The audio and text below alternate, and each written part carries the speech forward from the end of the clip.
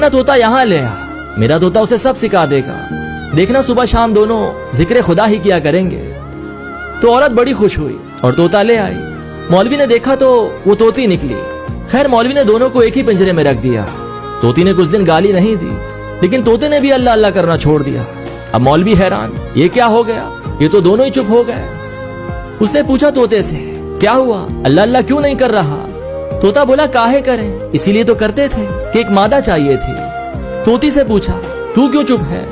तो बोली, एक नर चाहिए था, इसीलिए तो बकते थे।